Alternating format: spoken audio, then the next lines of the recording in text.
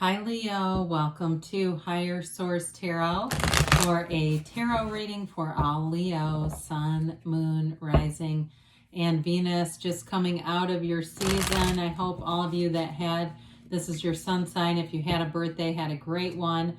I appreciate you. Okay, if nobody has told you today that they love you, I'm telling you I love you.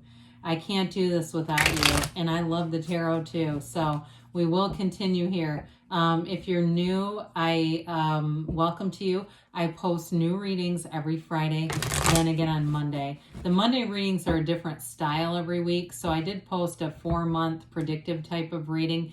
So if a reading doesn't fit, don't ever try to force it. This is sacred divination, but you still have your own free will. We want to use the cards as advice, as guidance to the energies that are present.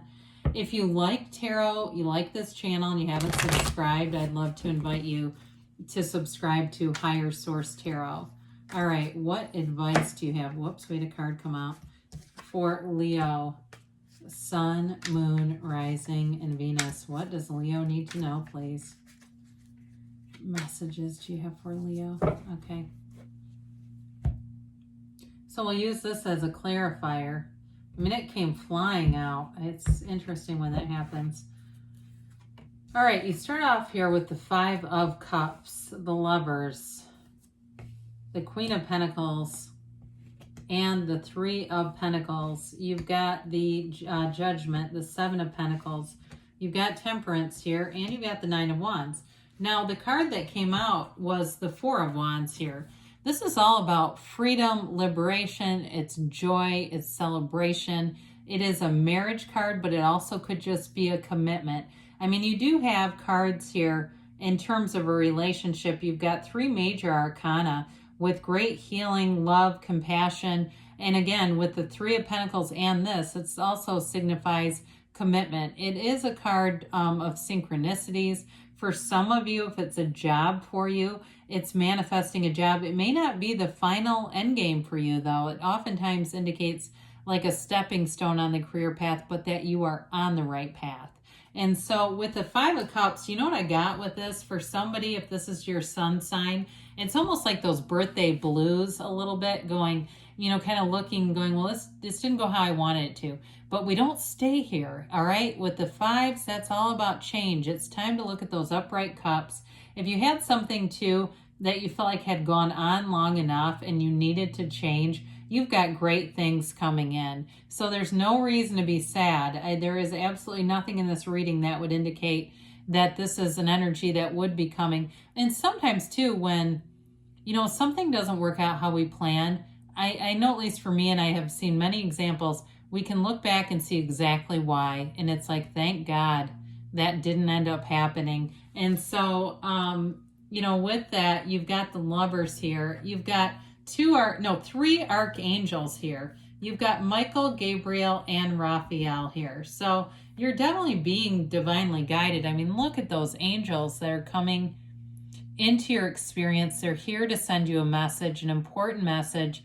And you're here in this soul's journey, right? And especially the Lovers, it's Gemini energy. You've got Gemini, you've got Sagittarius. You've got quite a bit of Earth in this reading, which we like. I mean, you know, Leo in general, in terms of a partner, even though this is Gemini, but we're talking about you right now, you burn, you know, you burn slow and long. You can make a relationship last. You're a long-term partner, great partner to have.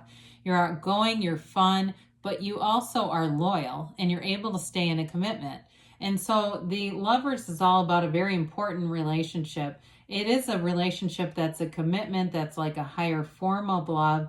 And so for some of you, if it's somebody you're meeting, I definitely see this moving in together, being together, and being head over heels in love.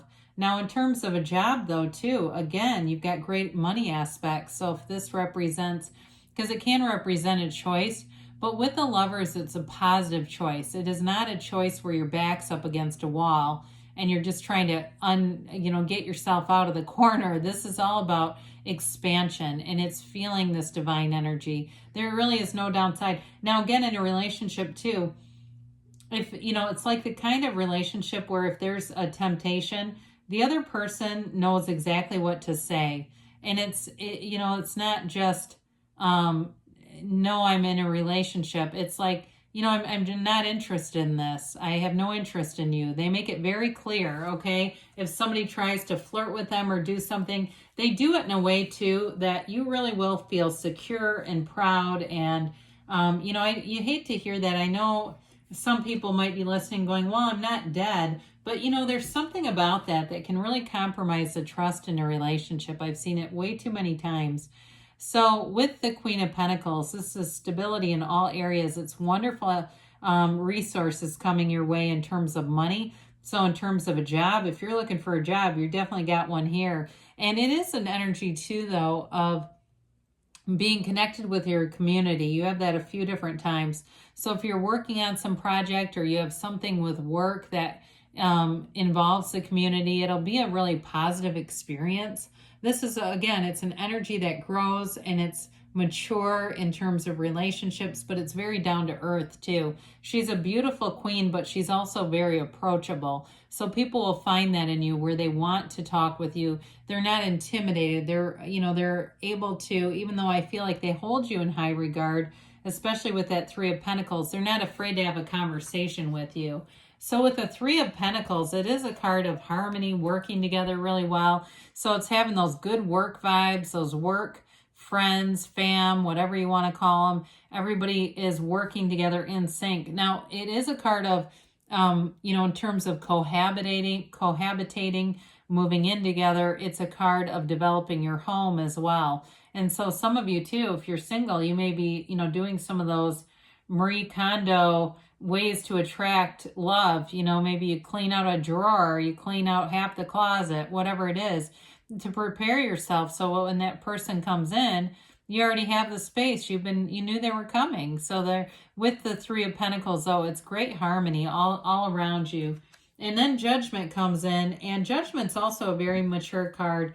It's a card of self-mastery. It's letting go of any limitations. So it's wonderful healing energy. If you've had some belief that has made you feel small in some way, or made you feel like things weren't happening how they should, this shows up. And it's a card that they are liberated from those egos, the coffins that you see them standing up from. It's also freedom too for some of you, because you have great vibes with work and having the right people, the right clients, whatever it is. If there's somebody that you have not really enjoyed working with, I don't see them sticking around. If it's a client or something like that, you may have them get reassigned, or I just keep hearing reassigned. But I feel like it's whoever it is you don't want to deal with gets removed. I don't see it as being a big assignment for you. It is a card, though, of forgiveness. So we will say that as well. It revolutionizes things. It's like relief, release, and great acceptance wherever you are. And so with the Seven of Pentacles, it's a card of wondering what's next. And so to some extent, it can be a waiting, but you're also seeing synchronicities here as well. Those pentacles are growing, right? The love is growing, the money is growing, the opportunities are growing.